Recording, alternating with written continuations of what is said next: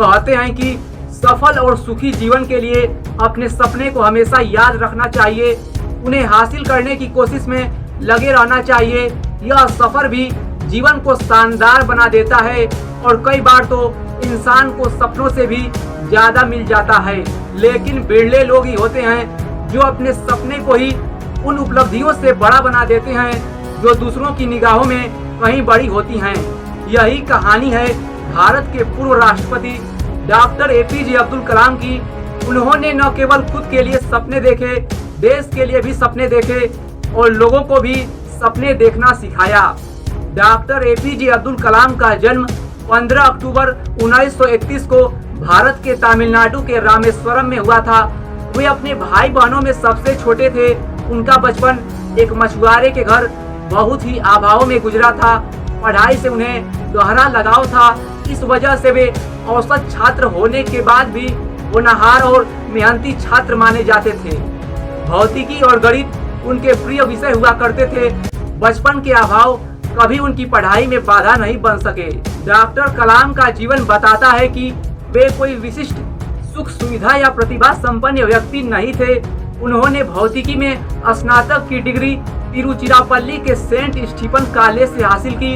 अपनी लगन और प्रतिभा से उन्होंने शिक्षकों को बहुत प्रभावित किया, लेकिन बहुत कम अंकों से फाइटर पायलट बनने का ख्वाब पाने से चूक गए, क्योंकि 8 लोगों के चयन में उनका स्थान 9वां आया। कलाम अपने जीवन के इस मोड़ को निराशाजनक नहीं मानते हैं। वे हमेशा कहते रहे कि यदि आप फेल होते हैं तो निराश नहीं हो, क्योंकि फेल का मतलब होता है फर्स्ट अटेम्प्ट इन लर्निंग। कलाम यहाँ नहीं रुके, उन्होंने अपना नया सपना गढ़ा। IIT मद्रास में पढ़ाई पूरी करने के बाद वे रक्षा अनुसंधान और विकास सेवा के सदस्य बनने के बाद भारत के रक्षा अनुसंधान और विकास संगठन DRDO के एरोनॉटिकल डेवलपमेंट एस्टेब्लिशमेंट में वैज्ञानिक बने, जिसके बाद उन्होंने पीछे मुड़कर नहीं देखा। 1969 में वे भारतीय अंतरिक्ष अनुसंधान संस्थान इसरो से लंबे समय के लिए जुड़े। यहाँ से डॉक्टर कलाम ने पीछे मुड़कर नहीं देखा। वे लगातार सफलता हासिल करते रहे और अपने वरिष्ठों के हमेशा ही खास बने रहे।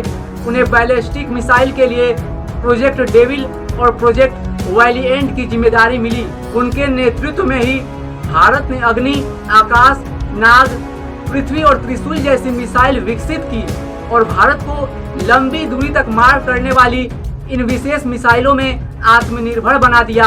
लगातार सफल होते होते वे जल्द ही देश के मिसाइल मैन के रूप में मशहूर हो गए थे।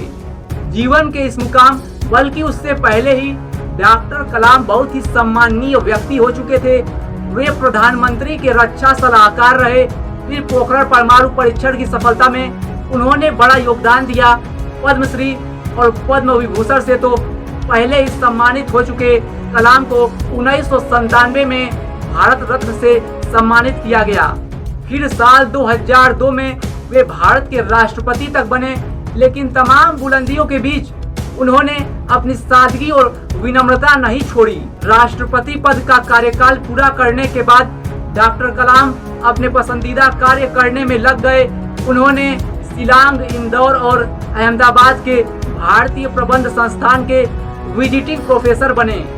तिरुवनंतपुरम के भारतीय अंतरिक्ष विज्ञान और तकनीक संस्थान के चांसलर, अन्ना यूनिवर्सिटी में एरोस्पेस इंजीनियरिंग के प्रोफेसर रहने के साथ देश के कई बड़े संस्थानों के शिक्षण कार्य करते रहे। लेकिन इस दौरान कभी किसी को यह नहीं लगा कि वे भारत के पूर्व राष्ट्रपति हैं और हमेशा की तरह उनकी सरलता और सादगी कायम रही। इन्होंने सिखाया, जीवन में चाहे कैसी भी स्थिति हो, अगर ठान लेते हैं तो सपनों को हकीकत में जरूर बदलते हैं। डॉक्टर APJ अब्दुल कलाम की ये बात आज भारत के साथ साथ दुनिया भर में सभी को इंस्पायर करती है।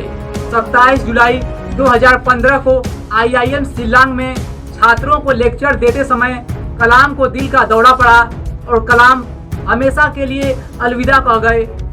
दोस्तों, हम इस महान देशभक्त को सैल्यूट करते हैं। जय हिंद। तो दोस्तों, इस वीडियो में हमने आपको missile man doctor APJ Abdul Kalam के बारे में बताया। दोस्तों, अगर आपको वीडियो अच्छा लगा हो तो चैनल को सब्सक्राइब कीजिए, वीडियो को लाइक कीजिए। हम फिर मिलेंगे एक नए वीडियो के साथ, तब तक के लिए धन्यवाद।